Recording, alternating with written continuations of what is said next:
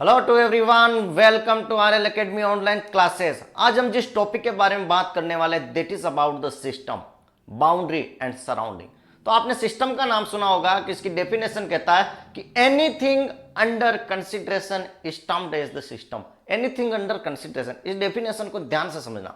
Anything under consideration मतलब हम किसी चीज को कंसिडर कर देते हैं, वही हमारा सिस्टम हो जाता है। समझे? मैं इसको एक एग्जाम्पल से समझाता हूं कि फॉर एग्जाम्पल ये मेरे पास एक आर्टिफिशियल होम है। ठीक है, ये मेरे पास एक आर्टिफिशियल होम है। तो मैंने माना, अगर मैंने मान लिया कि ये मेरा सिस्टम है, अगर मैं मान लेता हूं कि ये मेरा सिस्टम है, तो इसकी जो वॉल होगी ना, दैट इज द बाउंड्री।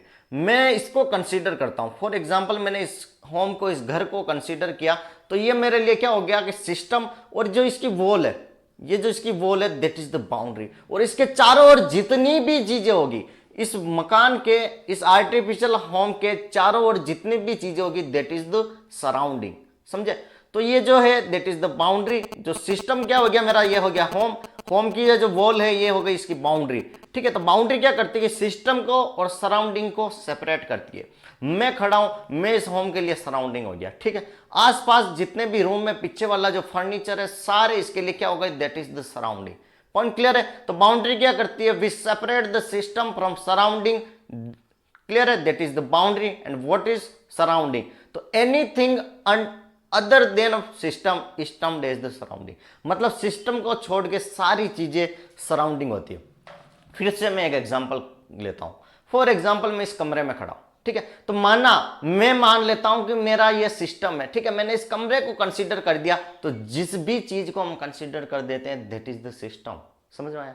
जिस चीज को हम कंसीडर कर देते हैं वही हमारा सिस्टम हो जाता है। तो फिर बाउंड्री क्या होगी, इस कमरे की दीवारें, इस कमरे की दीवारें बाउंड्री हो जाएगी। और इस कमरे के बाहर जितनी भी चीजें हैं, बाहर कोई दो चार और कमरे हैं, लेट बात है, किचन है, आसपास पेड़ पौधे, वो सारे सराउंडिंग हो गए। इस सिस्टम को छोड़कर, जिसको हम कंसीडर करते हैं उसको छोड़कर जितनी भी चीजें होगी वो हमारी क्या होगी, दैट इज द सराउंडिंग। और इस कमरे की वॉल क्या हो गई, बाउंड्री। फिर से एक एग्जांपल लीजिए, फिर से एक एग्जांपल लीजिए। फॉर एग्जांपल आपने एक मटका लिया और मटके को लेकर कहा कि मैं तो इसको कंसीडर कर रहा हूं। क्या कर रहे हो, इस मटके को कंसीडर कर रहे हो, इस पोट को कंसीडर कर रहे हो। तो ये पोट आपके लिए क्या हो गया, दैट इज द सिस्टम। ठीक है, और इस मटके के आसपास बहुत सारी चीजें पड़ी है। ठीक है, कहीं किताब पड़ी है, कहीं मेज बॉक्स पड़ा है, कहीं किचन है, कहीं आप खड़े हो, आसपास चार पांच लोग और खड़े। तो वो सारे उस मटके के लिए क्या होगा, सराउंडिंग। क्योंकि आपने कंसीडर किसको किया, सिर्फ मटके को। एक पोट को कंसीडर किया तो पोट अपने आप में एक सिस्टम हो गया। और इस पोट को छोड़कर सारी चीजें सराउंडिंग हो गई। और इस मटके को और आसपास की चीजें को सेपरेट कौन करता है, इस मटके की वॉल। ठीक है, दैट इज द बाउंड्री। ठीक है, तो what is system, anything under consideration, जिस भी चीज को हम कंसीडर करते हैं दैट इज द सिस्टम। और बाउंड्री क्या करता है कि we separate the system from surrounding. Clear है? And what is surrounding, anything under other than system is termed as the surrounding. Clear है? अब सिस्टम भी तीन तरीके का होता है, ओपन, क्लोज, आइसोलेटेड सिस्टम। समझ में आया? Open, close and isolated system. ध्यान से सुनना। What is open system? Open system कहता है कि जिसमें मास और एनर्जी दोनों का ट्रांसफर होता है, ओपन होता है, जैसे खुला पोर्ट होता है। ठीक है, तो खुला पोर्ट क्या होगा, फॉर एग्जांपल आपने एक कप में चाय ले ली। ठीक है, चाय ले ली, और चाय जब आपने उस कप में लिए तो उसमें से आप चाय थोड़ी निकाल भी सकते हो, आप पी सकते हो। ठीक है, तो मास का ट्रांसफर हो गया। और एनर्जी क्या होगी, वो अपने आप ठंडी हो जाती है, उसमें से क्या होगी, भाप निकलती रहेगी। तो ये अपना हो गया, that is the open system. Point clear है? अब आता है क्लोज सिस्टम। क्लोज सिस्टम वो सिस्टम होता है जिसमें मास तो ट्रांसफर नहीं कर सकते, लेकिन एनर्जी ट्रांसफर हो जाएगी। वही गर्म चाय को अगर मैं प्लास्टिक की बोतल में भर देता हूं, समझना, उसी गर्म चाय को अगर मैंने प्लास्टिक की बोतल में भर दिया तो चाय फिक्स रहेगी क्योंकि मैंने उस पर ढक्कन लगा दिया। लेकिन चाय ठंडी तो होगी क्योंकि प्लास्टिक की बॉल से धीरे धीरे एनर्जी का ट्रांसफर होगा। ठीक है, that is the close system, जिसमें मास का ट्रांसफर नहीं हो लेकिन एनर्जी का ट्रांसफर हो। ध्यान से सुनते रहना।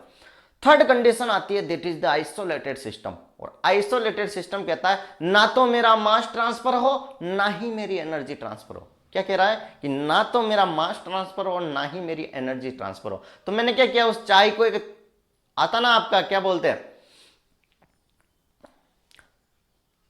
थर्मोफ्लास्क होता है। तो थर्मोफ्लास्क में अगर आपने उस चाय को रख दिया तो वो चाय एज इट इज गर्म रहती है। ठीक है, तो वो चाय गर्म रहेगी और ना उसमें से मास ट्रांसफर होगा, ना उसमें से एनर्जी ट्रांसफर होगी। आपने देखा होगा कि कई बार चाय को आप उस फ्लास्क में रख देते हो, ठीक है, ताकि उसमें से कोई भी वो चाय ठंडी ना हो, क्लियर है। तो उसमें ना तो मास का ट्रांसफर होता, ना ही एनर्जी का ट्रांसफर होता। तो आई थिंक आपको ओपन, क्लोज और आइसोलेटेड तीनों सिस्टम के कंसेप्ट भी क्लियर हो गए होंगे। कई बार यहां से क्वेश्चन पूछा जाता है कि what is system, what is boundary, what is surrounding, what is open system, close system, isolated system. तो थर्मोडाइनेमिक्स का भी काफी इंपॉर्टेंट टॉपिक है, यहां से कई बार मोस्टली क्वेश्चन पूछे गए हैं। आपको एक दे दिया जाएगा कि एक ओपन बकेट पड़ी है, ये कौन सा सिस्टम है, ओपन, क्लोज, आइसोलेटेड। तो इजीली आप इसको अप्लाई कर सकते हो, what is open system, what is close system. आपको आई थिंक अंडरस्टैंडिंग हो गई है बेसिक फंडा की।